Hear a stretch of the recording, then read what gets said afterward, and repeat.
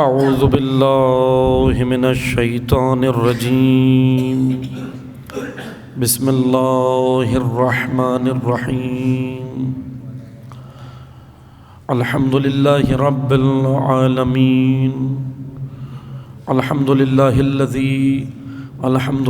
الذی لا یبلغ مدحۃ القائلون ولا یحصی نعماء العادون ولا یؤدی حق المجتہدون والصلاة والسلام علی اشرف الانبیاء والمرسلین وخاتم النبیین سیدنا و مولانا ابی القاسم محمد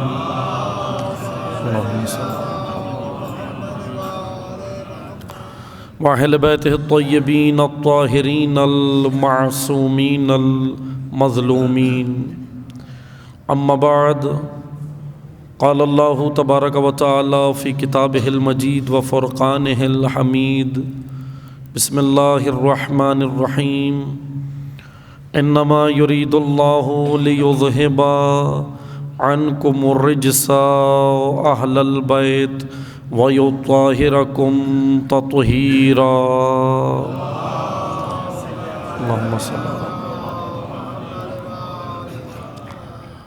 اما بعد قال اللہ تبارک و تعالی فی کتابہ المجید و فرقانہ الحمید بسم اللہ الرحمن الرحیم انا اعطینک الکوثر فصل لربک وانحر ان شانئک هو الابتر صدق اللہ العلی العظیم۔ درود پڑھیے محمد و آل محمد، اللہم صلی علی محمد و آل محمد۔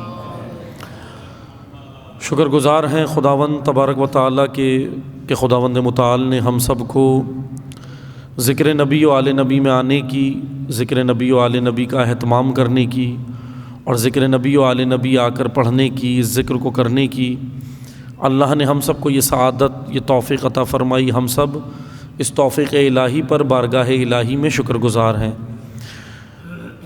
مجالس شہادت حضرت فاطمۃ الزہرا سلام اللہ علیہا، اللہم صلی اللہ علیہ وسلم، 3 روزہ مجالس کی آج الحمدللہ دوسری مجلس ہے، اور دوسری نشست سے آپ کی خدمت میں ہم حاضر ہوئے ہیں اور چند طالب علمانہ عرائض آپ کی خدمت میں پیش کریں گے۔ گزشتہ گفتگو سے متمسک ہونے کے لیے میں چند چیزیں بیان کروں گا تاکہ ہم گزشتہ روز جو ہم نے گفتگو فرمائی تھی اس سے ہم متصل ہو جائیں۔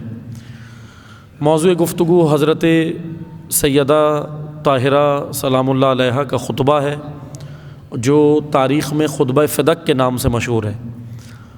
خطبہ فدق میں انشاءاللہ آج کوشش کروں گا کہ آپ کی خدمت میں خطبے کا ایک حصہ آپ کی خدمت میں بیان کریں اور اس کی طالب علمانہ تشریح کریں۔ اس سے قبل کہ میں خطبے کی جانب آؤں، گزشتہ روز آپ کی خدمت میں ہم نے عرض کیا تھا کہ بعد پیغمبر اکرم کیا ماحول ہوا تھا، کس وجہ سے حضرت سیدہ کو نکلنا پڑا تھا، اور جناب سیدہ کا اصل ہدف کیا تھا۔ جیسا کہ میں بیان کر چکا ہوں کہ فدق ثانوی مسئلہ تھا، بنیادی مسئلہ اسلام تھا، بنیادی مسئلہ ولایت تھی، بنیادی مسئلہ غدیر تھا۔ غدیر میں اللہ کے نبی نے اللہ کے حکم سے اپنے بعد حاکم امت کا اعلان کیا تھا، کیونکہ مولا حاکم ہوتا ہے۔ مولا صرف یہ نہیں کہ ہم مولا کا معنی یہ تصور کر لیں کہ مولا صرف اس لیے ہوتا ہے کہ ہم اس کے ذریعے سے اللہ سے صرف حاجتیں تو لے لیں مگر زندگی کے قوانین نہ لیں، کیونکہ معذرت کے ساتھ ایسی تشریح ہوئی ہے، اور نہ کہ غیر تشیع میں بھی ایسی تشریح ہوئی ہے کہ مولا کا معنی یہ لیا گیا کہ بھئی مولا یعنی ایک برگزیدہ شخصیت، ایک مقدس شخصیت، اور اس شخصیت کو اللہ نے دنیا میں بھیجا، بس آپ اس سے اپنی روحانی ضروریات پوری کر سکتے ہیں، لیکن آپ نے دنیا میں زندگی کیسے بسر کرنی ہے اس میں آپ مولا کے بجائے دنیاوی کسی اور قانون کی جانب رجوع کریں۔ یہ تشریح ہے موجود، تشیع میں موجود ہے، شیعہ میں موجود ہے یہ تشریح، غیر شیعہ میں نہیں، میں ابھی شیعہ کی بات کر رہا ہوں، اندر ہمارے یہاں یہ تشریح موجود ہے۔ اچھا یہ تشریح کی کس نے ہے؟ بہرحال اس کی ایک الگ موضوع ہے، پھر ہمیں پیچھے جانا پڑے گا کہ تاریخ میں یہ تشریح ولایت کے ساتھ ہی نہیں ہوئی، مکمل دین اسلام کے ساتھ یہ تشریح ہوئی ہے۔ بنو امیہ نے یہ تشریح کی کہ بھائی اسلام آپ کو زندگی گزارنے کے قوانین نہیں دیتا، اسلام آپ کو بس یہ کہتا ہے کہ آپ نے نماز ایک اچھی پڑھنی ہے، باتقویٰ رہنا ہے، تہجد گزار بننا ہے، چند ورد، چند ذکر، چند اذکار اور چند عبادتیں، اس کے اندر اسلام کو محدود کر دیا بعض مقدس لوگوں نے، کیونکہ دیکھیں یہ غیر مقدس نے کام نہیں کیا، یہ غیر مقدس مذہب کی جانب آتا ہی نہیں ہے، اس کا تعلق ہی نہیں ہوتا مذہب سے۔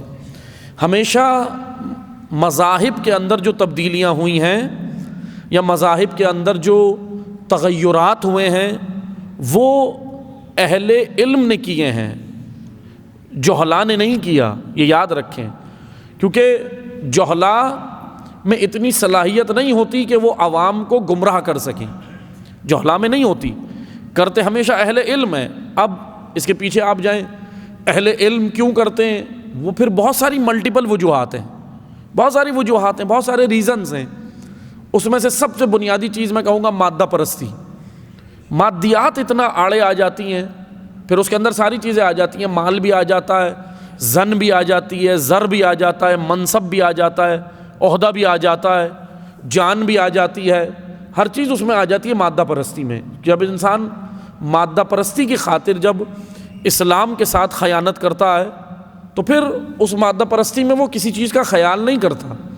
اچھا میں یہ ایسی باتیں نہیں کر رہا، میں خصوصاً جوانوں سے عرض کروں گا، بزرگان بہتر جانتے ہیں، جوانان توجہ سنیں کہ یہ میں ایسی باتیں نہیں کر رہا، یہ تاریخ میں ہوا ہے، تاریخ میں ہوا ہے۔ اہل علم، اہل معرفت، ابھی ان کی بات ہم کر ہی نہیں رہے جو معرفت نہیں رکھتے، وہ ایک الگ طبقہ ہے، اس کو اپ گریڈ کر کے اہل معرفت بنانا ہے، مگر یہاں بات ہو رہی ہے اہل معرفت کی، اہل علم کی، اہل تقویٰ کی، اہل زہد کی، عابدین کی، عبادت گزاروں کی بات ہو رہی ہے۔ اسلام نے ایسے عبادت گزاروں کی نفی کی ہے، ایسے عبادت گزاروں کی مذمت کی ہے جو آدھا اسلام لیتے ہیں، آدھا۔ توجہ سنیے گا، کیونکہ جب تک یہ گفتگو شروع میں یہ تمہید نہیں بندے گی تو خطبے کے لیے ہم آمادہ نہیں ہوں گے، ہمیں خطبہ سمجھ نہیں آئے گا کہ حضرت زہرا کہنا کیا چاہ رہی تھی، جناب سیدہ کہنا کیا چاہ رہی تھی۔ خطبے کی جانب آنے کے لیے ہمیں تھوڑا سا، یہ میں آپ کی خدمت میں چند تمہیدی جملات عرض کر رہا ہوں، توجہ سنیے گا، آپ کی توجہ بھرپور ہونی چاہیے کہ دیکھیں، یاد رکھیں تاریخ میں یہ ہوا ہے کہ آدھا اسلام لینے والوں نے دین کو نقصان پہنچایا ہے۔ محاورہ بھی ہے نا، آپ کہتے ہیں نا، نیم حکیم خطرہ جان، نیم ملا خطرہ ایمان۔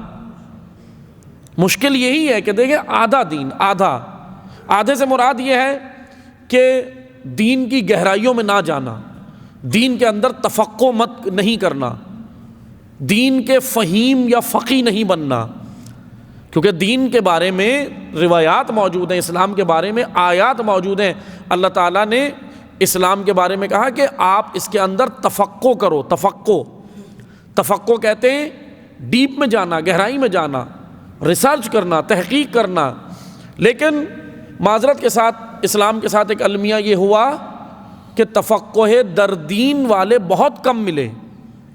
اکثریت اگر آئی دین کی جانب تو وہ سطحی طور پر دین سمجھتے تھے اور پھر سطحی طور پر بیان کر دیتے۔ سطحی دین اور ہے اور دقیق دین اور ہے۔ اب سطحی دین، میں اس کو یہ نہیں کہہ رہا کہ سطحی دین اوپر سے تھوڑا بہت سمجھ لینا غلط ہے، نہیں غلط نہیں ہے، لیکن کہاں کیا بات ہو رہی ہے اس سنیریو کو ہمیں سمجھنا بہت ضروری ہے۔ عربی زبان ایک وسیع زبان ہے، روایات کس طرح پیش ہو رہی ہیں، پیغمبر اکرم کہاں کس سے کیا بات کر رہے ہیں، بہت سارے اسلام کے اندر ہم یہ دیکھیں، دین اسلام کے اندر بہت سارے معصومین کی حدیثیں، پیغمبر اکرم کی حدیث اس طرح بھی ہیں کہ بہت ساری چیزیں زمانے کے ساتھ ریلیٹڈ تھیں، جس کو نہج البلاغہ میں امیر المومنین نے کہا کہ راویوں کی چند اقسام ہیں، راوی روایتیں نقل کرنے والوں کی اقسام نہج البلاغہ میں مولا علی نے بیان کی، اور کہا کہ بعض وہ راوی ہیں جو ناسخ کے وقت حاضر تھے، منسوخ کے وقت غائب تھے۔ توجہ سنیے گا، یہ روایتیں بھی ہیں، موجود ہو گئیں، آ گئی موجود ہیں۔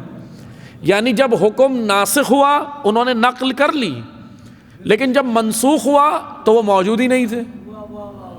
ایسے راوی موجود ہیں، ایسے راوی اسلام میں۔ اس لیے میں یہ ساری گفتگو عزیزان محترم اس لیے کر رہا ہوں کہ خطبے کے لیے ذہن آمادہ کر رہا ہوں میں، کیونکہ ایسے خطبہ سنا دیا چلے گئے تو فائدہ نہیں ہے، اس میں ہم دقیق غور و فکر نہیں کر سکتے، سوچیں گے نہیں جا کے کہ حضرت زہرا کیا کہنا چاہ رہی تھی، اور حضرت زہرا آج مجھ سے کیا تقاضا کرتی ہیں، آج بھی کر رہی ہیں بی بی تقاضا، یہ یاد رکھیں۔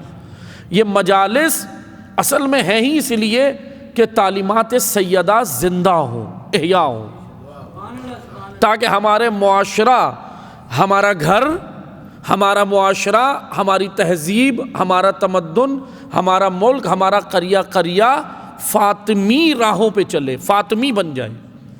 فاطمی بنانا ہے۔ فاطمی جب تک نہیں بنائیں گے، تیاری نہیں کریں گے، تو وہ زہرا کا بیٹا بھی نہیں آئے گا اس وقت، آنا ہی امام نے۔ دیکھیں امام کے ظہور کی شرط ہی یہی ہے کہ امت کی، لوگوں کی آمادگی۔ جب تک ہماری آمادگی نہیں ہوگی خدا 12واں نہیں بھیجے گا۔ 12ویں کے لیے تیاری، 12ویں کے لیے کمی یہاں ہے، وہاں 12ویں میں کوئی کمی نہیں ہے، امام میں تو کوئی کمی نہیں ہے۔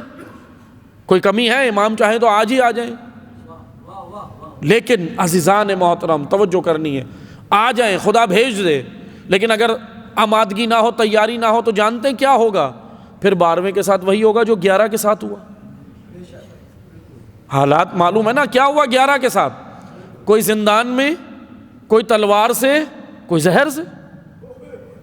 یہ مظلومیت ہے ائمہ کی۔ 11 اماموں کے ساتھ، 11 خدا نے 11 بھیجے، خدا نے ایک کے بعد ایک بھیجا، سلسلہ امامت روکا نہیں، لیکن رویہ لوگوں کا کیا تھا؟ لوگوں کا رویہ چیک کریں آپ۔ رویہ لوگوں کا تو تبدیل ہو گیا جیسے ہی حضور اس دنیا سے گئے۔ 11 ہجری میں ہی رویے تبدیل ہو گئے، کیونکہ اگر رویے تبدیل نہ ہوتے لوگوں کے تو بنت نبی کو باہر نہیں نکلنا پڑتا، بنت نبی کو مسجد آنا نہیں پڑتا، بنت نبی کو خطاب نہیں کرنا پڑتا، بنت نبی کو اپنے حق کے لیے مطالبہ نہیں کرنا پڑتا۔ جن کی طہارت کے لیے قرآن میں آیات موجود ہوں، جن کی صداقت کی آیات قرآن میں موجود ہوں، جن کی عصمت کی آیات قرآن میں موجود ہوں، جن کی پاکیزگی کی، عفت کی، جن کی سخاوت کی، جن کی شجاعت کی، جن کی کرامت کی، جن کی عدالت کی، جن کی فصاحت کی اور جن کی بلاغت کی آیات قرآن میں موجود ہوں، یہ وہ ہستیاں ہیں۔ اور ان کے ساتھ یہ رویہ ہو رہا ہے کہ ان سے گواہ مانگے جا رہے ہیں۔ مسلمان، میں یہ سوشل میڈیا کے ذریعے جہاں تک گفتگو جا رہی ہے، میں تمام مسلمانوں سے مخاطب ہوں کہ بتائیں، نبی کی بیٹی سے گواہ مانگے جا رہے ہیں، نبی کی بیٹی سے۔ کیا ہوا تھا معاشرے کو؟ ہم لوگ آج بیٹھ کے سوچتے نا، ہم کہتے ہیں بھائی کیسے ہو گیا ایسے، کربلا کیسے ہو گئی، اتنے بڑے بڑے دیندار تو موجود تھے، کیوں نہیں اٹھے، کیا ہوا؟ امام حسین آ گئے، صرف 72 لوگ ساتھ آتے ہیں، اہل تقوی، اہل عبادت، اتنے بڑے بڑے اہل معرفت موجود تھے، کاتبان وحی صحابہ موجود تھے، کربلا کے وقت بھی موجود تھے، محدثین موجود تھے، بڑے بڑے فقی موجود تھے، لیکن سوال یہ بنتا ہے ہمیں کربلا کے شہداء میں سوائے چند لوگوں کے بڑے بڑے نام نظر نہیں آ رہے۔ کربلا کے شہداء میں ان کے نام نظر آ رہے ہیں جو مشہور لوگ نہیں ہیں، معروف نہیں تھے، اپنے زمانے کے معروف، میں آسان زبان میں کہوں سمجھانے کے لیے، اپنے زمانے کی سیلیبریٹیز نہیں تھے، وہ کربلا میں شہداء نظر آ رہے ہیں۔ اور جتنی سیلیبریٹیز تھے ایک بھی کربلا نہیں آئی۔ اٹھا کے پڑھیں تاریخ، دیکھیں، نام پڑھیں، ریسرچ کریں، تحقیق کریں، ایک بھی سیلیبریٹی امام حسین کا ساتھ دینے نہیں آئی۔ معذرت کے ساتھ آج ہم سیلیبریٹیز کو تو فالو کرتے ہیں، شخصیت ہی فالو کرتے ہیں نا، کہ بھئی شخصیت جیسی بھی ہے بس مشہور ہونا چاہیے، پھر ہمیں وہ پسند آ جاتا ہے، پھر ہم اس کے پیچھے چل دیتے ہیں اور اندھی تقلید شروع کر دیتے ہیں، اندھی تقلید، اور اس طرح پیچھے چلتے ہیں کہ اگر وہ کہیں بھی چلا جائے ہم اس کے پیچھے جاتے ہیں۔ اگر حق بات کہی جائے تو آج لوگوں کا معیار یہ بن گیا ہے کہ اگر حق بات کہی جائے تو حق بات کے مقابلے میں جانتے ہیں کیا چیز لاتے ہیں؟ کہتے ہیں وہ بھی تو اتنا بڑا ہے، وہ بھی تو یہ کر رہا ہے، جواز یہ پیش کرتے ہیں کہ فلاں اتنی بڑی شخصیت ہے، وہ یہ کام کر رہا ہے۔ تو عزیزان محترم، شخصیات دین نہیں ہے، شخصیات دین نہیں ہے۔ ہاں شخصیت جب تک دین پر ہے تو دین ہے، لیکن کوئی بھی شخصیت اگر دین کے اگینسٹ کام کرے تو آپ اس کا حوالہ مت دیا کریں۔ مثال کے طور پر خدا نخواستہ الیعوذ باللہ اگر کوئی عالم دین نسوار لگاتا ہے تو آپ جواز لاتے ہیں جی وہ بھی تو لگاتا ہے، آپ منع کر رہے ہو، آپ منع کر رہے ہو بھائی وہ بھی تو لگاتا ہے۔ تو اس عالم کے لگانے سے یا کسی خدا نخواستہ کسی عالم کے کوئی نشہ کرنے سے نشے کی چیز حلال نہیں ہو جاتی۔ یہ یاد رکھیں، یہ ہمیں معیارات سمجھنے، دین کو معیارات سے سمجھیں، شخصیات سے مت سمجھیں، معیار سے سمجھیں نا، بنیاد سے سمجھیں، دین کی فنڈامنٹل جو بنیاد ہیں ان کو سمجھیں، معیارات سے سمجھیں۔ شخصیات کے پیچھے چلنے والے جمل میں علی کے مقابلے میں تھے، کیونکہ دیکھ رہے تھے کہ بھائی شخصیت ہے، بڑی شخصیت ہے، سیلیبریٹی ہے۔ اچھا ایک طبقہ وہ تھا جو مقابلے میں آ گیا مولا علی کے، ایک طبقہ وہ تھا جو کنفیوز تھا، کہنے لگا بھائی دونوں طرف بڑی شخصیت ہیں، ایک طرف زوجہ رسول ہے، ایک طرف داماد رسول ہے، ہم کسی کا ساتھ نہیں دیتے، گھر میں بیٹھ جاؤ۔ کیا یہ بہت بڑا طبقہ تھا، یہ اس کا نام ہے سائلنٹ میجورٹی۔ یہ ہر زمانے میں پائی جاتی ہے، یہ ہر زمانے میں پائی جاتی ہے، اور میں آسان زبان میں کہوں غیر ذمہ دار لوگ، ان رسپانسبل، جو اپنی ذمہ داریاں، جب بھی دین کے اوپر کوئی آنچ آئے وہ اپنی ذمہ داریوں کو ادا نہیں کرتے، وہ صرف اپنے آپ کو دیکھتے ہیں کہ میری جان کیسے بچے گی، جان کیسے بچے گی۔ عزیزان محترم، جان قیمتی نہیں ہے، دین قیمتی ہے، اور دنیا میں سب سے قیمتی جان حسین ابن علی کی ہے۔ آپ مجھے بتائیں وہ جان حسین ابن علی کی سب سے قیمتی، وہ اسلام پہ قربان ہو سکتی ہے تو باقی کوئی جان اتنی قیمتی نہیں ہے۔ ہم جان بچاتے ہیں، دین نہیں بچاتے۔ دین پہ جب آنچ آئے تو جان کا سودا نہیں ہوتا۔ ہاں البتہ بعض کے ذہن میں آئے گا مولانا صاحب تقیہ کا کیا کریں گے، وہ ایک الگ موضوع ہے۔ بہرحال تقیہ ایک الگ موضوع ہے، تقیہ کی اپنی ایک کنڈیشنز ہیں، کیفیات ہیں، وہ زمانے کے حساب سے ہے، وہ بہت سارے تقاضے اور حکمتیں ہیں تقیہ کی، لیکن میں ایک کلی طور پر بات کر رہا ہوں۔ بہت سارے صحابہ جو تقیہ کرتے تھے، رسول اللہ کہتے تھے ٹھیک ہے اس نے اپنی جان بچا لی، ایمان نہیں بیچا، دل سے نہیں کیا، اس کو بھی رسول اللہ نے اپریشیٹ کیا، لیکن جو جان بچانے کے بجائے سچ کہتے ہوئے قتل ہو گیا، رسول نے اس کو زیادہ اپریشیٹ کیا۔ یعنی پیغمبر اکرم نے کیا کہا، جو حق کہتے ہوئے راہ خدا میں قتل ہو گیا، پیغمبر نے کہا اس سے افضل مقام کسی کا نہیں ہے۔ تقیہ کرنے والوں کا مقام شہید کے برابر نہیں ہے، یہ بھی یاد رکھیں، شہید کا جو مقام ہے اس کے مقام کے برابر کسی کا مقام نہیں ہے، کیونکہ حضور فرماتے ہیں ہر نیکی کے اوپر اللہ نے ایک نیکی رکھی ہے، اور اللہ کی راہ میں قتل ہو جانے سے افضل کوئی نیکی نہیں ہے۔ سب سے افضل ترین نیکی راہ خدا میں قتل ہونا، شہید ہونا، حق کہنا، حق کہتے ہوئے دنیا سے جانا۔ بس توجہ سے سنیں، حق کہنے کے لیے وجود میں شجاعت چاہیے، شجاعت۔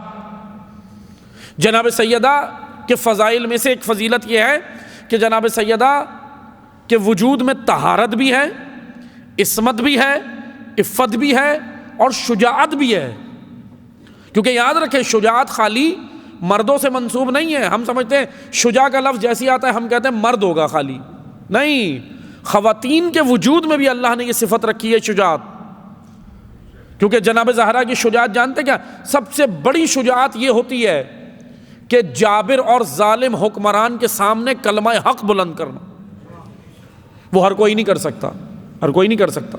حضرت سیدہ نے کلمہ حق بلند کیا ہے نکل کے، اسلام جب خطرے میں تھا۔ اب آپ توجہ سنیے گا، میں جناب زہرا کا خطبہ آپ کی خدمت میں پیش کروں گا، توجہ سنیے گا۔ کیوں جناب زہرا نکلی میں وجہ بتاتا ہوں، اسی خطبے میں اسی سے آپ کو جواب ملے گا کہ جب بھی دین پہ آنچ آتی ہے تو صرف یہ گھرانہ کیوں آتا ہے، یہ گھرانہ کیوں آتا ہے، ابو طالب کا گھرانہ کیوں آتا ہے، باقی لوگ کیوں نہیں آتے؟ سوال یہ ہے، اس کا جواب اس خطبے میں مل جائے گا آپ کو۔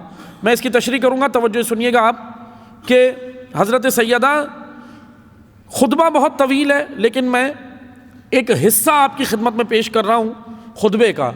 جناب زہرا نے پہلے توحید بیان کی، دیکھیں خطبے کا آغاز اس طرح کیا، کل میں نے آپ کی خدمت میں بیان کیا تھا کہ بی بی نے چند عورتوں کو لیا، خواتین کو لیا اور مسجد میں گئیں، جس میں جناب فضہ بھی تھیں، جناب ام سلمہ بھی تھی، چند نام اور خواتین کے موجود ہیں۔ بی بی گئیں مسجد میں پردہ ڈلا ہوا تھا، پردہ ڈالا گیا تھا باقاعدہ، اس طرف مرد حضرات تھے، مہاجرین و انصار تمام صحابہ، اس طرف جناب سیدہ تھیں اور ان کے ساتھ چند خواتین تھیں۔ بی بی نے خطبے کا آغاز کیسے کیا؟ ابھی خطبہ دینا شروع نہیں کیا، پہلے بلند آواز سے گریہ کیا۔ روایت میں ہے کہ پہلے بی بی نے گریہ کیا۔ اس خطبے کی میں دلائل بھی دے دیتا ہوں، میں کتاب کے حوالے بھی دے دیتا ہوں بعض لوگ، کہ خطبہ اہل سنت برادران کی کتابوں میں بھی یہ خطبہ موجود ہے، خطبہ فدق کے نام سے، اہل سنت برادران کی ان کی کتاب ہے سقیفہ و فدق، ابو بکر عبدل بن عزیز العلی، عربی زبان میں یہ کتاب ہے، اس کا ٹرانسلیٹ اردو میں نہیں ہوا، لیکن انہوں نے اہل سنت عالم دین ہے، انہوں نے سقیفہ و فدق کے نام سے اپنی کتاب کے اندر یہ خطبہ نقل کیا۔ اور اہل سنت ایک بڑے جید عالم ابن ابی الحدید، جنہوں نے شرح نہج البلاغہ لکھی ہے، نہج البلاغہ کی تشریح کی ہے خطبوں کی ابن ابی الحدید نے۔ ابن ابی الحدید نے 16ویں جلد کے اندر اپنی شرح نہج البلاغہ کی 16ویں جلد میں یہ خطبہ نقل کیا۔ مولا علی نے عثمان بن حنیف کو جو خط لکھا تھا اپنے دور حکومت میں، اس خط کی تشریح کرتے ہوئے 16ویں جلد میں ابن ابی الحدید نے اس خطبے کا بھی سہارا لیا ہے۔ جناب سیدہ کا یہ خطبہ نیچے انہوں نے نقل کیا ہے ابن ابی الحدید نے۔ شیعہ کتابوں میں تیسرے اہل سنت عالم مسعودی ہیں، حسین بن علی المسعودی، جن کی کتاب مروج الذہب ہے، معادن الجواہر مروج الذہب، اردو میں اس کا ٹرانسلیٹ ہو چکا ہے تاریخ المسعودی کے نام سے، تاریخ مسعودی کے نام سے 4 جلدیں ہیں، دوسری جلد میں انہوں نے یہ خطبہ نقل کیا ہے۔ ایک بار درود پڑھیے گا، اللہم صلی علی محمد۔ دوسری جلد میں انہوں نے یہ خطبہ نقل کیا۔ پھر شیعہ کتب میں احتجاج تبریسی میں بھی موجود ہے، علامہ مجلسی کی بحار الانوار میں بھی موجود ہے، اور شیعہ کئی کتابوں میں موجود ہے۔ خطبہ جناب زہرا نے پہلے گریہ کیا، خواتین نے ساتھ گریہ کیا، مردوں نے بھی گریہ کیا، یعنی پوری مسجد میں گریہ ہوا، بلند آواز سے گریہ ہوا۔ پھر جناب زہرا خاموش ہوئی، تھوڑی دیر کے لیے خاموش ہوئی، سب خاموش ہو گئے۔ اب جناب سیدہ نے خطبے کا آغاز کیا۔ ایک بار اور صلوات پڑھیے۔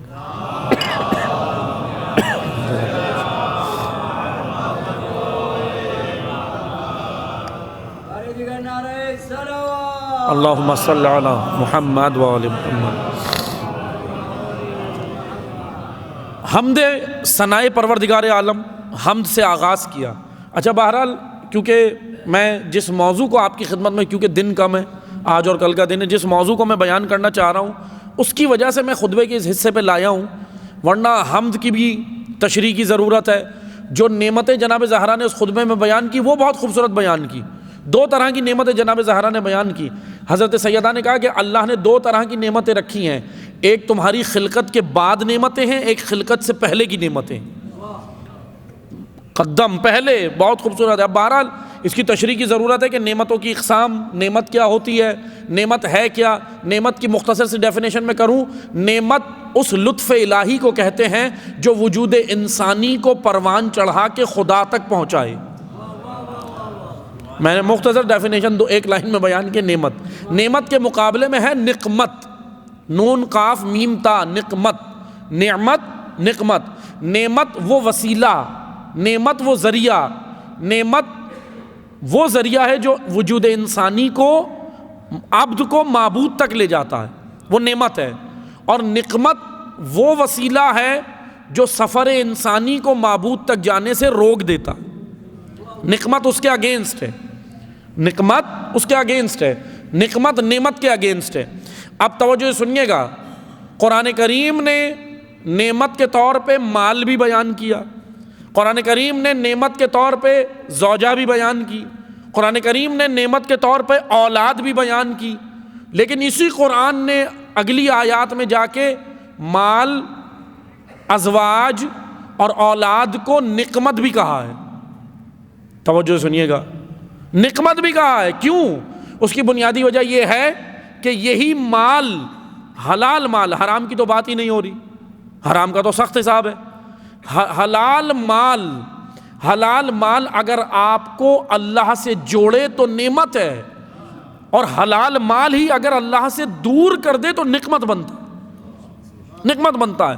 اولاد اگر بہترین آپ تربیت اولاد کی کریں اور بہترین معاشرے کو آپ نے دی، یہی اولاد اگر راہ خدا میں آپ کی معاون و مددگار ہے، خدا تک لے جاتی ہے، نعمت ہے۔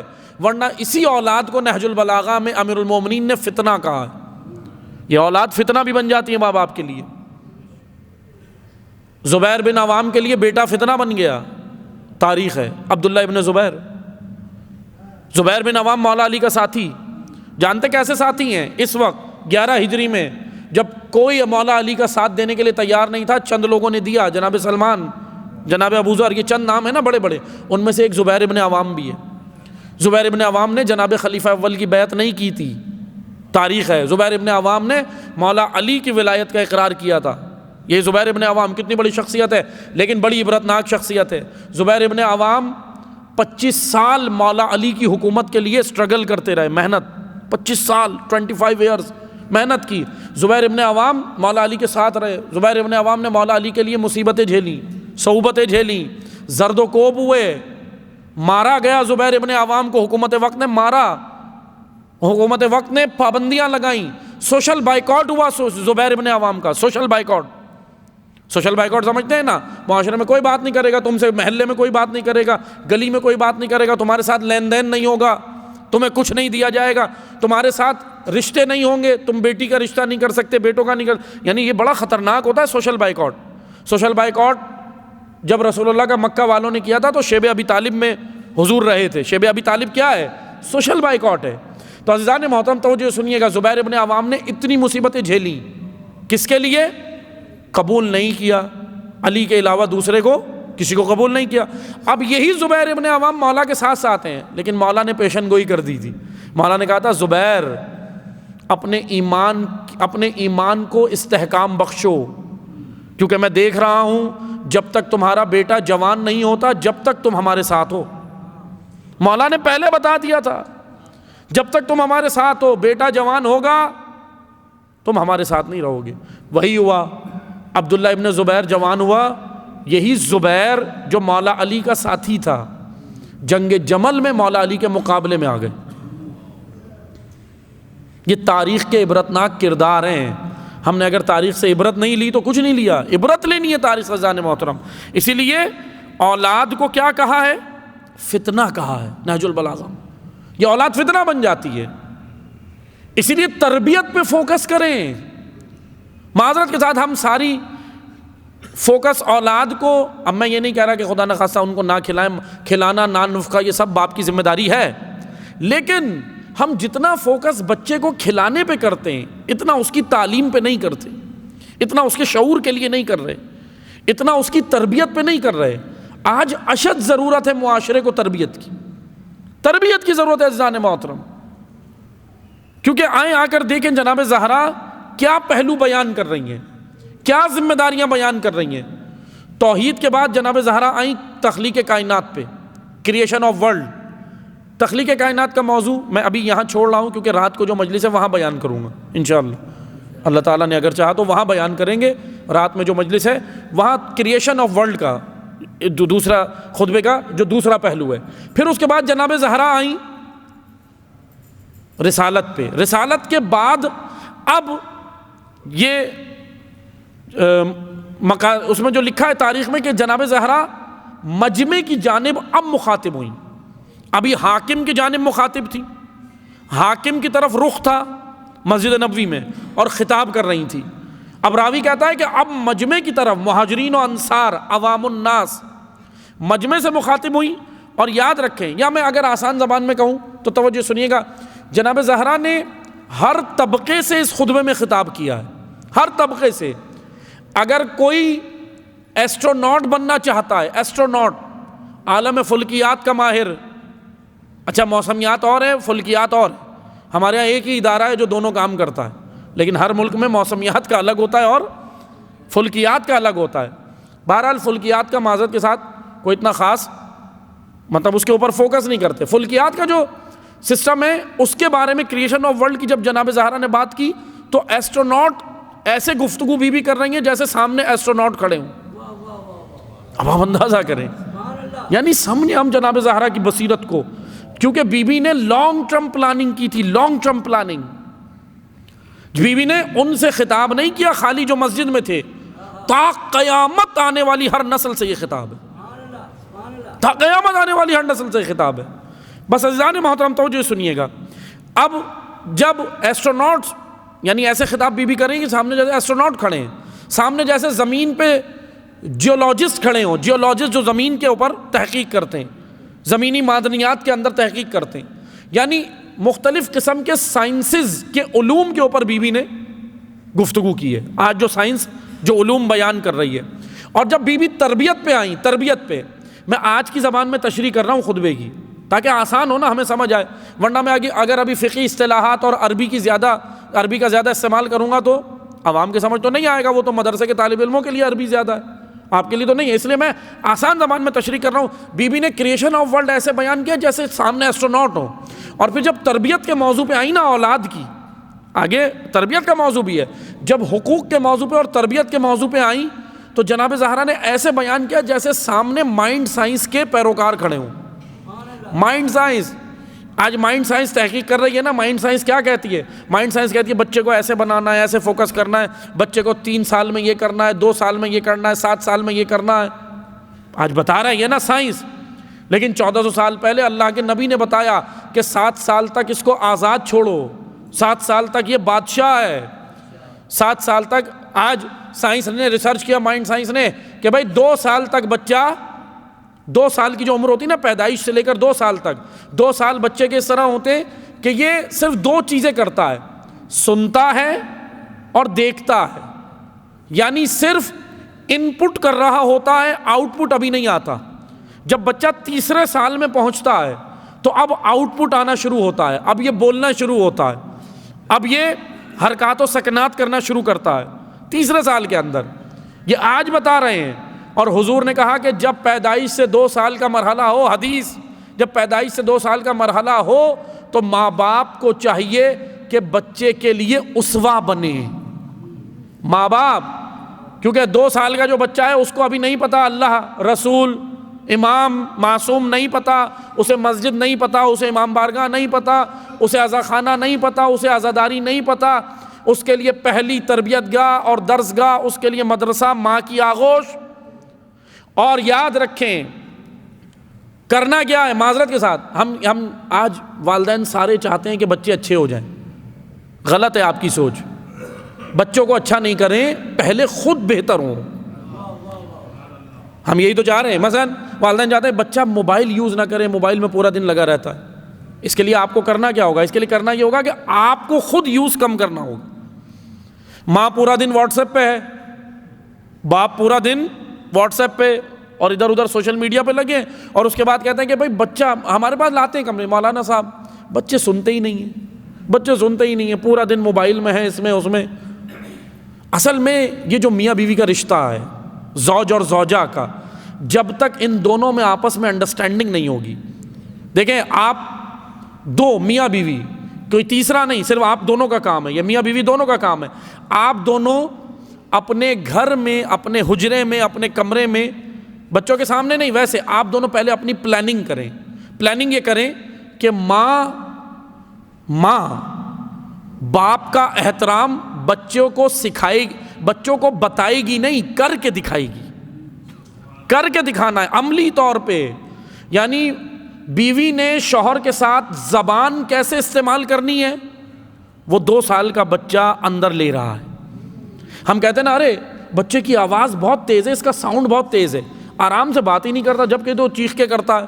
تو جائیں ریسرچ کریں، تحقیق کریں، بلند آواز سے یا تو ماں بولتی ہوگی یا باپ بولتا ہو. تحقیق کریں جا کر. دیکھیں آپ، ہم باہر ڈھونڈتے ہیں ارے بچے کو کیا ہو گیا، یہ کہاں جا رہا ہے، کس پہ گیا ہے، یہ کہتے ہیں نا پتہ نہیں کس پہ چلا گیا. نہیں، پہلے اپنے آپ کو دیکھیں، آپ کس پہ تھے، میں کس پہ تھا. اسی لیے حضرت امام جعفر صادق علیہ الصلوۃ والسلام فرماتے ہیں، اللہم صلی علی محمد و آل محمد. امام صادق علیہ السلام فرماتے ہیں کونوا دعاۃ الناس، کونوا دعاۃ الناس، حدیث، خوبصورت حدیث امام صادق علیہ السلام۔ امام فرماتے ہیں لوگوں کو واعظ و نصیحت کرنے سے پہلے اپنے وجود پہ اس کو اتار لو، اس دین کو جو آپ بولنا چاہ رہے ہو، جو آپ عمل کرانا چاہ رہے ہو، پہلے اپنے وجود پر اس کو اتار لو۔ کیا کہہ رہی ہے آج سائنس، مائنڈ سائنس، کہ یہ 2 سال کا بچہ صرف 2 سال تک اندر لے رہا ہے، ابھی کچھ یہ بول نہیں سکتا، صرف سن سکتا ہے اور دیکھ سکتا ہے۔ آپ دیکھتے ہیں نا بہت سارے کام کر رہا ہوتا ہے بچہ اس طرح کا۔ اب 2 سال کے بعد جب تیسرے سال میں آتا ہے تو اب وہ آؤٹ پٹ دیتا ہے، جو اس نے 2 سال تک اندر لیا تھا نا اپنے وجود میں، اب وہ آؤٹ پٹ دے رہا ہے۔ یعنی جناب زہرا نے یہ خطبہ تربیت پہ تو ایسے دیا جیسے سامنے سارے مائنڈ سائنس کے فالوور کھڑے ہوں، اس طریقے سے خطاب کیا بی بی نے، اتنا عالیشان خطبہ۔ اب آئیں آ کر جناب زہرا نے ایک بڑا خوبصورت موضوع اور ٹاپک اسی خطبے میں اس کی چند چیزیں آج بیان کروں گا، جو رہ جائے گا میں انشاءاللہ کل بیان کروں گا، لیکن صرف 1-2 لائنوں کی تشریح ہوگی، خطبہ بہت طویل ہے۔ جب بی بی مجمع سے مخاطب ہوئی، جب مجمع سے مخاطب ہوئی الی اہل المجلس، جو پوری مجلس سے مراد جو اس وقت سارا مجمع تھا، ان سے مخاطب ہوئی، وقالت علیہ السلام، تو بی بی نے فرمایا انتم عباد اللہ نصب امرہ و نہیہ و حملۃ دینہ و وحیہ، اے بندگان خدا۔ اب بندگان خدا سب سے مخاطب ہے بی بی، مجھ سے بھی ہیں، یہ خطبہ مجھ سے بھی مخاطب ہے، آپ سے بھی ہے، ہر ایک سے مخاطب ہے بی بی۔ انتم عباد اللہ نصب امرہ و نہیہ، اے بندگان خدا، اے بندگان خدا، تم کون؟ تم سب، تمام امت، ہر حضرت سیدہ کا چاہنے والا، جناب زہرا کا نام لینے والا، جناب زہرا کا شیعہ پیروکار، محبت کرنے والا محب مسلمان کلمہ گو، سب سے بھی مخاطب ہے کہ تمہیں اللہ نے، انتم عباد اللہ نصب امرہ و نہیہ، تمہیں اللہ نے امر بالمعروف و نہی عن المنکر کا پرچم دار بنایا ہے۔ امر بالمعروف و نہی عن المنکر کا پرچم تم دنیا میں لہراؤ۔ تم کیا سمجھتے ہو خالی میں اچھا بن جاؤں معاشرہ تباہ ہو جائے؟ نہیں، بی بی کہہ رہی ہے تمہیں معاشرے کی تربیت بھی کرنی ہے، اپنی ذمہ داریوں اور فرائض کو مت بھولو۔ پھر آگے حضرت زہرا بڑھی اور کہا حملۃ دین ہی، حمل میں کئی بار وضاحت کی ہے یہاں پہ، لیکن میں ایک بار اور کر دیتا ہوں تاکہ دوبارہ سے ریپیٹ ہو جائے گی۔ حمل، حامیم لام، حمل عربی زبان میں کہتے ہیں بوجھ کو، بوجھ، کاندھوں پر بوجھ، یا میں آسان زبان میں کہوں ذمہ داری، رسپانسبلٹی کو کہتے ہیں حمل۔ حامل اس کو کہتے ہیں جو رسپانسبل ہو، جس نے ذمہ داری اٹھائی ہو۔ جب عورت پریگننٹ ہوتی ہے تو اس کو حاملہ اسی لیے کہتے ہیں، حاملہ، کیونکہ اس نے ایک ذمہ داری اٹھائی ہے۔ حاملہ عورت نے پریگننسی میں ایک ذمہ داری اٹھائی ہے، اس کو اسی لیے حاملہ کہتے ہیں۔ حامل اس انسان کو کہتے ہیں جو رسپانسبل ہے، جو ذمہ داریوں کو اٹھاتا ہے۔ جو غیر رسپانسبل ہے، جو ان رسپانسبل ہے، اس کو حامل نہیں کہتے، حامی کہتے ہیں۔ حامی اور حامل میں یہ فرق ہے۔ حامی وہ ہوتا ہے جو حمایت کرتا ہے، حامل وہ ہوتا ہے جو میدان میں حاضر ہوتا ہے۔ بھائی حامی اور حامل میں یہ فرق ہے نا۔ حامی 100% آپ کے ساتھ ہوگا، ہمدرد ہوگا، کہے گا ماشاءاللہ بہت اچھا کام کر رہے ہیں آپ، بہترین کام ہے، بہت اچھی بات ہے۔ لیکن حامل وہ ہوگا جو ذمہ داری اٹھا کے اس میدان میں ہے، حاضر ہوا ہے۔ تو حضرت زہرا نے کیا کہا؟ تم دین کے حامی نہیں ہو، اپنے آپ کو حامی سمجھتے ہو، یعنی میں اور آپ تو یہ سمجھتے ہیں کام سارے مولا علی کریں، ہم ان کی حمایت کریں۔ نہیں، جناب زہرا بتا رہی ہیں کہ امام کی ذمہ داری الگ ہے جو اللہ نے امام کو دی، امت کی ذمہ داری الگ ہے جو امت کو بھی دی ہے۔ یعنی جناب سیدہ نے اسلام کی خاطر باہر نکلی نا، اسلام خطرے میں تھا، یہود و نصارہ نے، کل میں نے بیان کیا تھا، یہود و نصارہ نے اسلام پہ الغار کی، ملحدین نے، مشرکین نے، منافقین نے، سب ان گروہوں نے مل کے اسلام پہ الغار کی۔ تو جناب زہرا نے نکل کے کیا بچایا؟ اسلام۔ اور جناب زہرا نے بچا لیا تو وہ خطرہ ٹل گیا، اس وقت وہ خطرہ ٹل گیا۔ جناب زہرا نے اسلام بچانے کا طریقہ بھی بتا دیا، تعلیمات بھی بتا دی، لیکن کیا اب کسی دور میں اسلام کو خطرہ نہیں ہے؟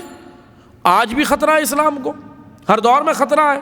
آج اسلام کے خلاف پلاننگز نہیں ہو رہی، آج سازشیں نہیں ہو رہی، آج عقائد پہ الغار نہیں ہے، آج ولایت جیسا موضوع، ولایت علی جیسے موضوع پہ کتابیں کویت میں کیوں چھپ رہی ہیں؟ کویت کے شیخ کو علی کی ولایت کب سے سمجھ آ گئی؟ پلاننگ ہے یہ، توجہ سنیں، کتابیں چھپ کے آ رہی ہیں اور ہم کہہ رہے ہیں بھائی ماشاءاللہ مولا نے فرمایا، مولا کی ولایت یہ ہے۔ دبئی اور کویت کا شیخ اب ولایت علی سمجھائے گا ہمیں، یعنی یہاں تک نوبت آ گئی ہے۔ اور سادہ لو، عوام سادہ، بالکل سادہ بنے ہوئے، اچھا جی ہمیں تو پتہ ہی نہیں، یہ بھی یہ کہہ رہا ہے، یہ بھی یہ کہہ رہا ہے، ہمیں تو پتہ نہیں۔ ابھی دنیا کے بارے میں معذرت کے ساتھ دیکھیں، حقیقت ہے، امام حسین یہی تو کہہ رہے تھے کہ تم دین کے بارے میں سادے، دنیا کے بارے میں چالاک ہو، دنیا کے بارے میں چالاک ہو۔ سبزی خریدنے جاتے ہو وہاں چالاک ہو، اگر ایک بار دھوکہ کھاؤ گے وہاں نہیں جاؤ گے دوبارہ، اچھی جگہ ڈھونڈو گے۔ چکن خریدنا ہے، کوئی کام کرنا، دنیاوی جتنے آپ نے کام کرنے ہیں اس میں چالاک نہیں ہیں ہم، اس میں ہم ہوشیار ہیں، ہوشیار ہیں دنیا کے کام۔ دین کی بات آتی ہے تو کہتے ہیں بھائی ہمیں سمجھ نہیں آ رہا، یہ بھی یہ کہہ رہا ہے، یہ بھی یہ کہہ رہا ہے، یہ بھی یہ کہہ رہا ہے۔ نہیں، میں نے شروع میں مجلس میں بیان کیا کہ دین کا معیار قرآن و اہل بیت ہے، اس پہ پرکھیں۔ جو شخصیت قرآن و اہل بیت سے جوڑے، دیکھیں دو طرح کی شخصیات ہیں آج ممبر پہ، ممبر رسول پہ آج دو طرح کی شخصیات ہیں۔ کچھ شخصیات وہ ہیں جو آپ کو اپنے سے جوڑ رہے ہیں، آپ ان سیلیبریٹیز کے آپ فالوور بن رہے ہیں کہ جی ماشاءاللہ ارے بڑے بہترین ہیں، اس شخصیت کے آپ گرویدہ بن رہے ہیں۔ اب دیکھیں خدا نخواستہ میں یہ نہیں کہہ رہا شخصیت کا احترام اپنی جگہ، تمام شخصیت کا احترام اپنی جگہ، لیکن یاد رکھیں ممبر اپنے آپ سے جوڑنے کی جگہ نہیں ہے، امام مہدی سے جوڑنے کی جگہ۔ اس لیے پہچانے، گفتگو سے ہی پہچان جائیں، گفتگو سے ہی پتہ چل جاتا ہے کہاں لے کے جانا چاہ رہا ہے ہمیں، کہاں جوڑ رہا ہے۔ اس لیے گفتگو میں دیکھیں ممبر کا تقاضا یہ ہے کہ زیادہ کلام الہی ہو ممبر پہ، زیادہ گفتگو رسول اللہ کا کلام ہو، نہج البلاغہ ہو، جناب سیدہ کا کلام ہو، امام حسین کا کلام ہو، ادھر ادھر کی باتیں نہیں کہ میں نے یہ کہا، میں نے یہ کیا، میں نے یہ کیا، میں وہاں گیا۔ پوری مجلس جب میں گزر جائے گی تو جناب زہرا کا خطبہ کہاں ہے؟ معذرت کے ساتھ حقیقت ہے۔ محمد وآل محمد بلند تر سلوات، اللہم صلی علی محمد وآل محمد وعجل فرج۔ معذرت کے ساتھ ممبر ٹائم پاس کی جگہ نہیں ہے، ٹائم پاس کرتے آ رہے ہیں ہم، جبھی تو آج یہ حالت ہو گئی، ٹائم پاس کی وجہ سے تو ہوئی ہے، نہیں ٹائم پاس کی جگہ نہیں ہے۔ خدا را سمجھیں دنیا کہاں جا رہی ہے، امام کے سپاہی تیار ہو کے کہاں پہنچ رہے ہیں، ہم کیوں پیچھے ہیں؟ ہم میں کوئی کمی ہے؟ جذبے میں کمی ہے؟ عقیدے میں کمی ہے؟ نہیں، صرف جہت چاہیے، صرف ڈائریکشن چاہیے۔ اسی لیے علامہ اقبال نے کہا تھا ذرا نم ہو یہ مٹی بڑی زرخیز ہے ساقی، تھوڑی سی نمی کی ضرورت ہے ورنہ زرخیزی بہت ہے۔ الحمدللہ زرخیزی ہے محبت اہل بیت، یہ زرخیزی ہے۔ اور نمی کیا ہے؟ نمی ہے کہ درست ڈائریکشن، صرف درست ڈائریکشن کی ضرورت ہے، درست ڈائریکشن کی۔ کیونکہ دیکھیں میں آپ کو ایک مثال دیتا ہوں، ہمیں ایسا اسلام پڑھایا گیا ہے کہ معذرت کے ساتھ حقیقت ہے، جناب زہرا کا میں ابھی خطبہ پڑھوں گا آگے تو پھر یعنی دو چیزیں میں پھر آگے پڑھوں گا کل انشاءاللہ، تو آپ کو سمجھ آئے گا کہ توجہ سنیں۔ ہمیں یہ بتایا گیا کہ دیکھو مستحبات پر ہماری توجہ اتنی ہو گئی ہے کہ واجبات ہم بھول گئے۔ توجہ سنیے گا، میں کلی بات کر رہا ہوں، جزیات میں آپ خود چلے جائیں کیونکہ وقت نہیں ہے اتنا کہ میں جزیات میں جا کے ایک ایک چیز سمجھاؤں کہ یہ مستحبات ہے، یہ واجبات ہے، یہ مستحبات ہے، وہ آپ خود فیصلہ کریں، تھوڑا سا سوچیں، غور و فکر کریں۔ واجبات کے بارے میں سب سے پہلے سوال ہے، ٹھیک ہے؟ واجبات، ہم واجبات کو اتنا معذرت کے ساتھ پس پش ڈال چکے ہیں۔ ایک طبقہ وہ ہے جو مستحبات پہ زیادہ فوکس کر رہا ہے، لیکن ایک تو وہ ہے جو نہ واجبات ہیں نہ مستحبات ہیں، صرف رسومات ہیں، صرف رسومات ہیں۔ دیکھیں رسمیں اور چیزیں، رسم دین نہیں ہوتی۔ آپ شادی کرتے ہیں، بچوں کی شادی کے اندر آپ کیا کیا کرتے ہیں؟ 7 دن شادی چلتی ہے، مائیوں، مہندی، ڈھولکی، کیا ہے یہ دین ہے؟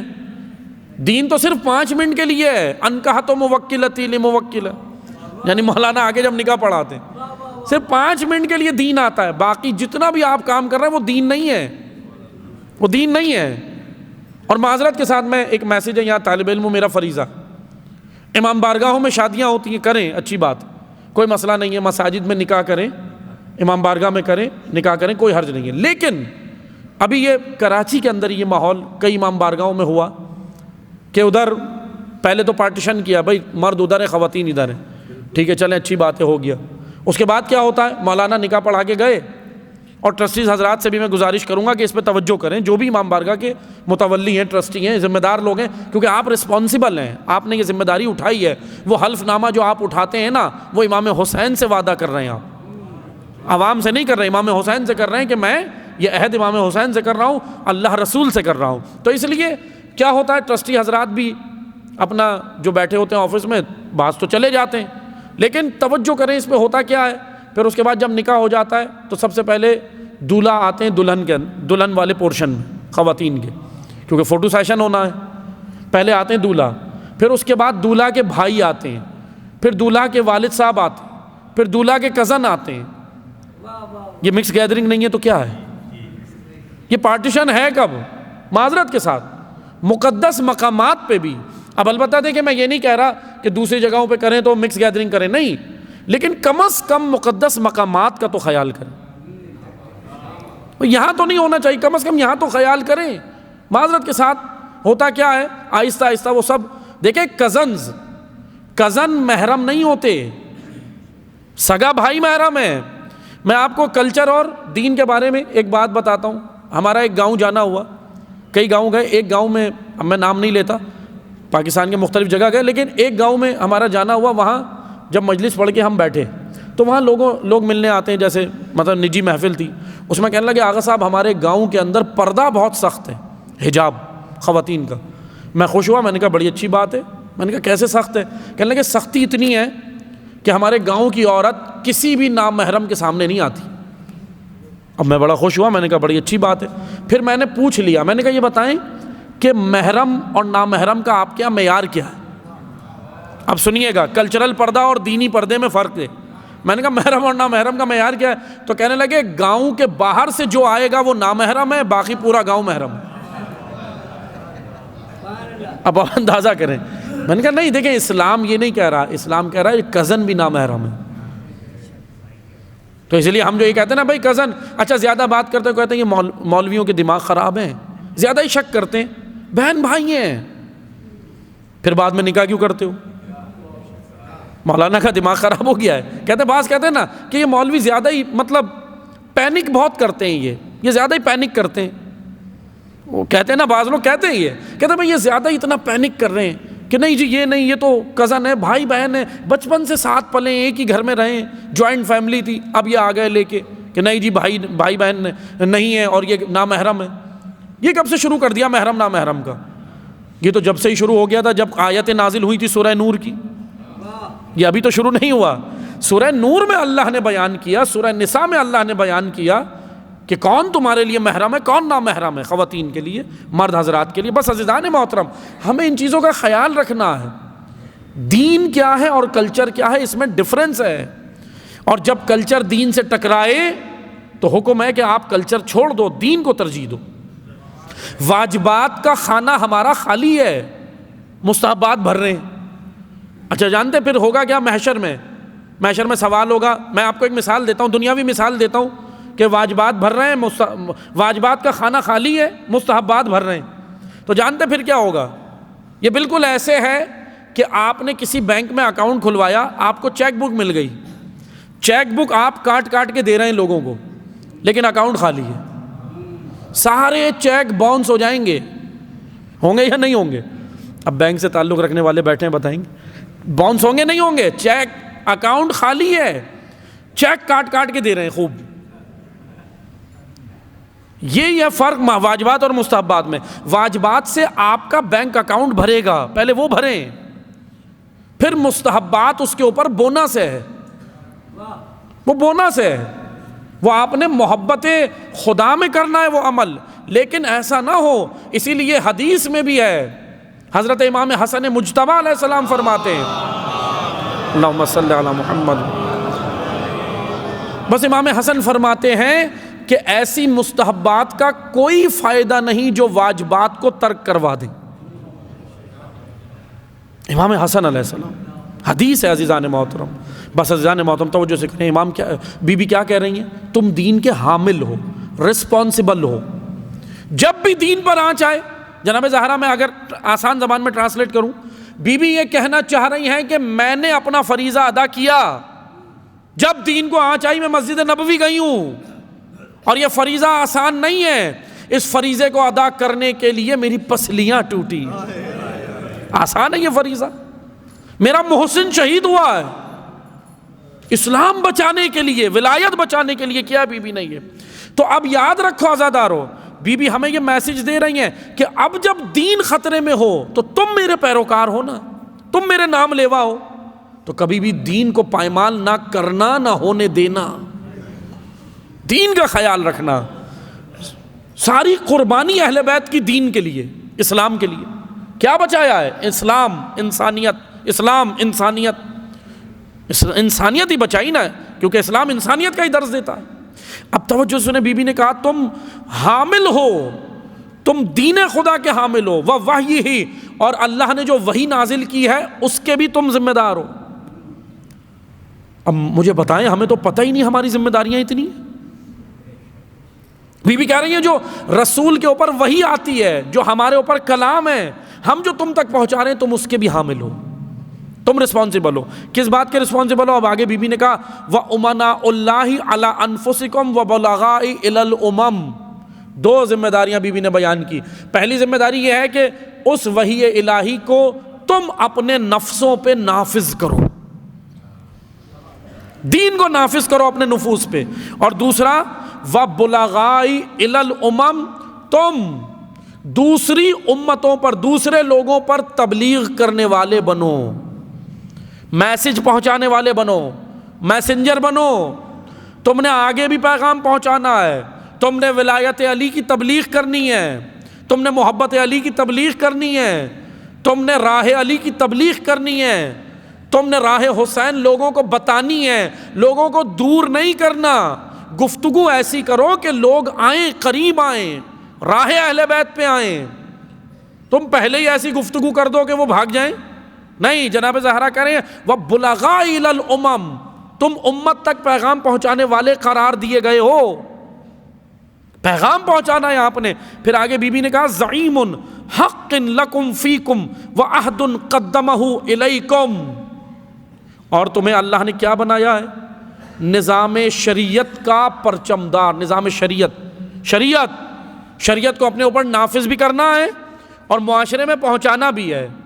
اگر کوئی مومن دوسرے مومن کو تنقید کرے یا کچھ کہے، اول تو دیکھیں تنقید کا انداز ہمارا اچھا ہونا چاہیے، احسن ہونا چاہیے۔ اگر کوئی مومن دوسرے کو سمجھائے کہ بھائی یہ کام نہیں کرو، یہ غلط ہے، تو مومن پلٹ کے یہ نہ کہے مجھے اپنی قبر میں جانا ہے، تجھے اپنی، یہی کہتے ہیں نا۔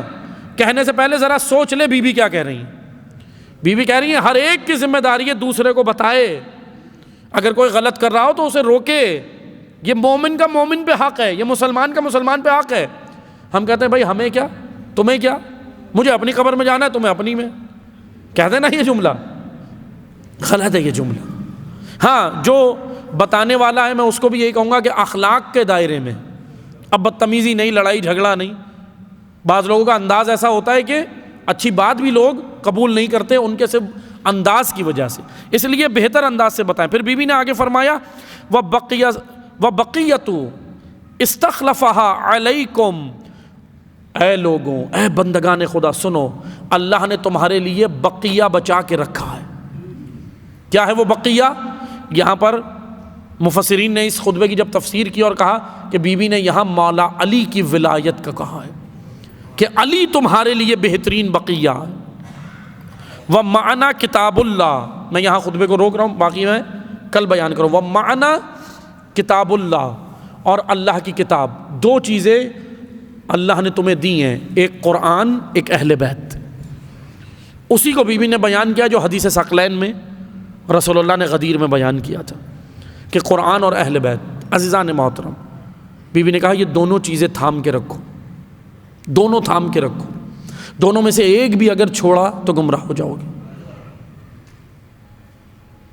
آج ایک طبقہ دعویٰ کرتا ہے کہ قرآن کافی ہے، اور بعض ایسے ہیں جو کہتے ہیں کہ بس اہل بیت کافی ہیں بعض ایسے کہتے ہیں نا بس اہل بیت کافی ہے، ہمیں قرآن کی کیا ضرورت ہے۔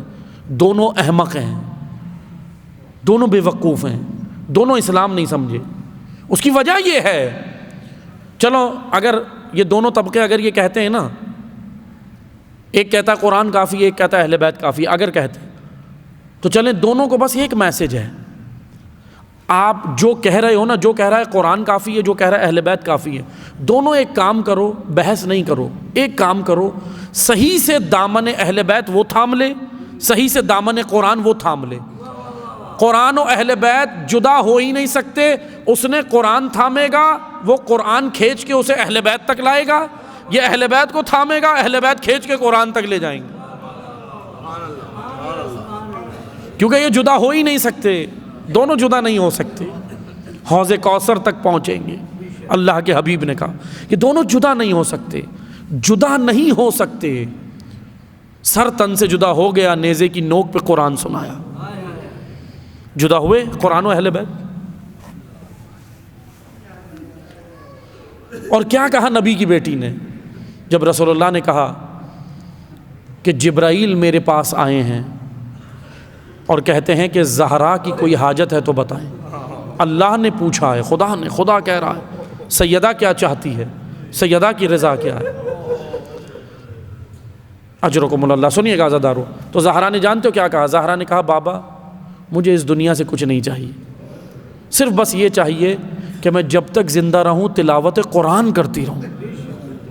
یہ ہے عشق قرآن کے ساتھ زہرا کا، اور قرآن کا زہرا کے ساتھ، یہ ہے رابطہ، یہ ہے رابطہ۔ خدا را دونوں کو تھامے، صحیح سے تھامے، دونوں جدا نہیں ہو سکتے۔ یہ ہے حضرت سیدہ بتا رہی ہیں کہ قرآن کتنا جناب زہرا کو، کتنی انسیت، کتنی محبت ہے قرآن سے جناب زہرا کو۔ اور پھر دوسرا جملہ کہا کہ بابا جب میرا وقت نزا آئے، جب میرا وقت شہادت آئے، میں دنیا سے جب جاؤں تو میری ایک خواہش ہے مجھے آپ کے چہرے کی زیارت نصیب۔ اجرکم اللہ، اجرکم اللہ۔ حسین کو پرسہ دینا ہے زہرا کا۔ اللہ اکبر۔ خدا آپ کا گریہ قبول کرے۔ بس چند جملے مصائب کے سنیے۔ 2 جمادی الثانی ہے آج، بس عزادارو ایک دن ہے زہرا اس دنیا میں نہیں رہی، بس ایک دن ہے۔ ہاں سننا، میں کل جو مصائب پڑھے تھے اسی کے تسلسل کے ساتھ ایک روایت اور پڑھتا ہوں۔ کل میں نے مصائب پڑھے تھے نا کہ دروازے پہ آگ لے کر آئے، دروازے پہ آگ لائے۔ ایک دن مدینہ میں ایسا بھی آیا مسلمانوں کہ چند لوگ دروازے پہ آگ لائے، اور کیا کیا انہوں نے؟ آگ لا کے دروازہ جلا دیا۔ اس دروازے کو جلایا جس پر جبرائیل وحی لے کر آتے تھے، جس پر اللہ کا رسول فجر میں جانے سے پہلے سلام کرتا تھا۔ اجرکم اللہ۔ بس چند جملے سنیے گا، چند جملے سنیے گا، لیکن پرسہ ایسے دیں جیسے حق بنتا ہے، پرسہ ایسے دیں جیسے حق بنتا ہے۔ امام حسین کو پرسہ دینا ہے، اور جانتے ہو کسے پرسہ دینا ہے؟ ایک بی بی ہے اسے پرسہ دینا جسے ام المصائب کہتے ہیں۔ کیوں کہتے ہیں ام المصائب اس بی بی کو؟ سنو گے، کیونکہ جب سے آنکھ کھولی مصائب دیکھیں، جب سے آنکھ کھولی مصائب دیکھیں۔ کبھی نانا رسول اللہ کو اس دنیا سے جاتے ہوئے دیکھا، پھر اس کے بعد ماں زہرا کو دیکھا۔ خدا کسی بیٹی کو یہ منظر نہ دکھائے جو زینب نے دیکھا۔ سنو گے کیا منظر دیکھا؟ دروازہ ماں پہ گرتا ہوا دیکھا، شہادت محسن دیکھی ہے۔ پھر سنو گے ام المصائب کیوں کہتے ہیں؟ بابا کا سر مسجد کوفہ میں زخمی دیکھا، بھیا حسن کو زہر کے ساتھ ساتھ جگر اگلتے ہوئے دیکھا۔ اجرکم اللہ۔ لیکن حد ہو گئی کربلا میں، سنو گے اللہ اکبر، 70 قدم کے فاصلے سے بھائی ذبح ہوتے دیکھا۔ ام المصائب پر سلام ہے ہمارا۔ ام المصائب کو پرسہ دینا عزادارو، علی کی بیٹی کو پرسہ دینا۔ ایک روایت میں پڑھوں گا بس، اور آپ کی زحمت تمام. ایک روایت پڑھوں گا, سنیے گا عزادارو, جی بھر کے اسی میں پرسہ دیجیے. جب دروازہ جلا نا, کل میں نے یہ روایت پڑھی تھی, یہاں تک دروازہ جلا, دروازہ جلتا ہوا جب زہرا کے پہلو پر گرا. جب سیدہ کے پہلو پر گرا نا, سیدہ زمین پہ گر گئیں, سیدہ زمین پہ گر گئیں. جو مقاتل میں لکھا ہے وہ بیان کر رہا ہوں. سیدہ زمین پہ گر کے کہتی ہیں, فضا میرے قریب آ جاؤ, فضا میرے قریب آؤ. سننا عزادارو, منظر یہ تھا کہ جناب زہرا زمین پر گری ہیں اور یہ گھر میں داخل ہو گئے, حجرے میں چلے گئے, اس حجرے میں چلے گئے جہاں علی تھے. اب ایک روایت میں پڑھوں گا, یہ منظر سننا. ادھر منظر یہ ہے کہ زہرا کا سر فضا کے زانو پر ہے, زہرا کا سر فضا کے زانو پر ہے اور سیدہ کا ایک ہاتھ پسلیوں پر ہے. اور فضا کو کہتی ہیں, فضا میرے علی کے دل پہ پہلے ہی غم ہے, فضا میرے علی کو نہیں بتانا, فضا میرا محسن شہید ہو گیا, فضا میری پسلیاں ٹوٹ. اجرکم اللہ. آخری جملے سنیں, بس آخری جملے, آخری جملے. اولاد والے بیٹھے, خدا آپ کا سایہ آپ کی اولاد پہ سلامت رکھے. اجرکم اللہ. آخری جملہ سنیے گا بس. اب جو سنیں گے کیا ہوا, ایک آخری روایت کہ ادھر یہ منظر تھا, زہرا فضا کے زانو پر سر رہے زہرا کا. اب یہ گھر میں داخل ہوئے, سنو گے کس حالت میں علی کو باہر لائے. اللہ اکبر. میں بیان نہیں کر سکتا, لیکن صرف اس جملے سے سن لو کیسے علی کو باہر لائے. زہرا کا ایک ہاتھ پہلو پر تھا نا, جب یہ علی کو حجرے سے باہر لائے نا تو سیدہ کا ہاتھ پہلو سے ہٹ گیا. زہرا کا ہاتھ پہلو سے ہٹ گیا, اور سنو گے وہ ہاتھ کہاں گیا. زہرا اٹھ کے کھڑی ہو گئی, سیدہ کھڑی ہو گئی اور علی کے ہاتھ کو اپنے ہاتھ میں ڈال دی, مضبوطی سے علی کا ہاتھ پکڑ لیا اور کہا میں علی کو لے جانے نہیں دوں گی. یہ ہے مدافع ولایت, ہمارا سلام بنت نبی پر. یہ ہے مدافع ولایت, یہ مدافع علی. جب ولی تنہا ہوا کیسے ولی کا دفاع کر رہی ہیں. اجرکم اللہ. آخری جملے سنو عزادارو, آخری جملے سنو. علی کا ہاتھ مضبوطی سے تھام لیا. روایت میں لکھا ہے اتنا مضبوطی سے تھاما کہ یہ علی کو کھینچنے لگے, زہرا نے ہاتھ نہیں چھوڑا. لیکن سنو گے, کلیجہ تھام کے سننا, انہوں نے علی کو کھینچنا شروع کیا, سیدہ زمین پہ کھینچنے لگی, زہرا زمین پہ کھینچنے لگی. اجرکم اللہ. بس آخری جملہ, لیکن علی کا ہاتھ نہیں چھوڑا, مولا کا ہاتھ نہیں چھوڑا, مضبوطی سے ہاتھ تھاما ہوا تھا. اب آخری جملے سننا. زینب یہ منظر دیکھ رہی تھی, آپ سن کے رو رہے ہو, زینب دیکھ کے رو رہی تھی. حسنین یہ منظر دیکھ رہے تھے. خدا کسی بچوں کو یہ منظر نہ دکھائے کہ ماں کو بچوں کے سامنے مارا جائے. بس آخری جملہ سننا, کلیجہ تھام کے سننا. علی کا ہاتھ نہیں چھوڑا زہرا نے, مضبوطی سے پکڑا تھا. جانتے ہو قنفذ لعین نے کیا کیا؟ قنفذ کھڑا تھا, کمر بند میں تازیہ نہ تھا. قنفذ نے دیکھا علی کو کھینچ رہے ہیں, زہرا بھی زمین پہ کھنچ رہی ہے. قنفذ نے دیکھا سیدہ علی کو نہیں چھوڑے گی. قنفذ نے تازیانہ نکالا, ہوا میں لہرایا اور اتنی زور سے زہرا کے ہاتھ پر مارا, سیدہ سے علی چھٹ گئے. زہرا نے رو کر کہا علی اللہ کے حوالے. ابو الحسن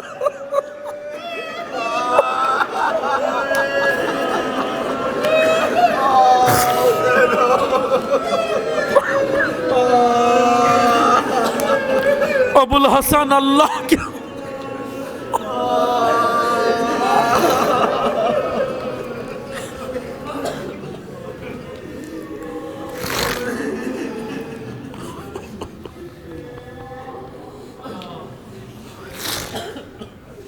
پروردگارہ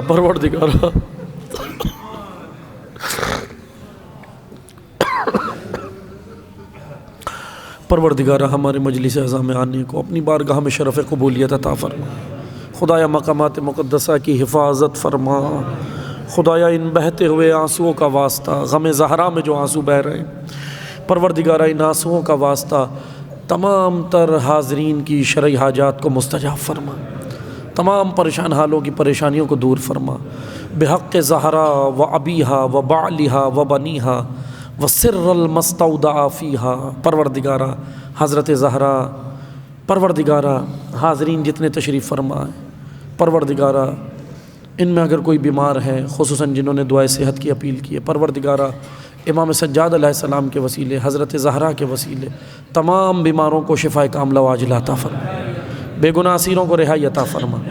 خدایا ہمیں حقیقتاً دین اسلام جیسا تو نے واضح، روشن، مستحکم اور بہترین دین تو نے نازل فرمایا، پروردگارہ جیسا تو نے اسلام نازل فرمایا ہمیں اسلام کو سمجھ کر اسی کے مطابق اپنی زندگی بسر کرنے کی توفیق عطا فرما، ہمیں اپنی اور اپنے بچوں کی تربیت کربلا کے الہی قوانین کے مطابق کرنے کی توفیق عطا فرما، پروردگارہ بانیان مجلس کی توفیقات خیر میں اضافہ فرما، شرکائے مجلس کی توفیقات خیر میں اضافہ فرما، اس مسجد و امام بارگاہ میں خدمات انجام دینے والے مومنین کی توفیقات خیر میں اضافہ فرما، زائرین کی حفاظت فرما، زائرین کو معرفت کے ساتھ حج و زیارت کے شرف کے حاصل ہونے کی توفیق عطا فرما، پروردگارہ مظلومین کشمیر، مظلومین فلسطین، مظلومین بحرین، مظلومین یمن، مظلومین عراق، مظلومین شام، دنیا میں جہاں کہیں بھی مظلومین ہے، مظلومین پاکستان، پروردگارہ دنیا میں جہاں کہیں مظلومین ہے، مظلومین کو شجاعت، استقامت اور کامیابی عطا فرما،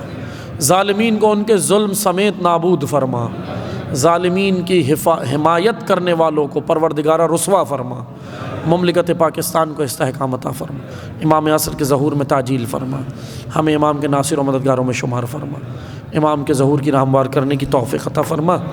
ایک سورہ فاتحہ کی التماس ہے، مرحومہ سیدہ صفیہ حیدر ابن بنت سید علی حیدر، سید غلام حسن ابن سید اظہار حسن، حاضرین کے تمام مرحومین و شہداء اسلام کے لیے ثواب الفاتحہ۔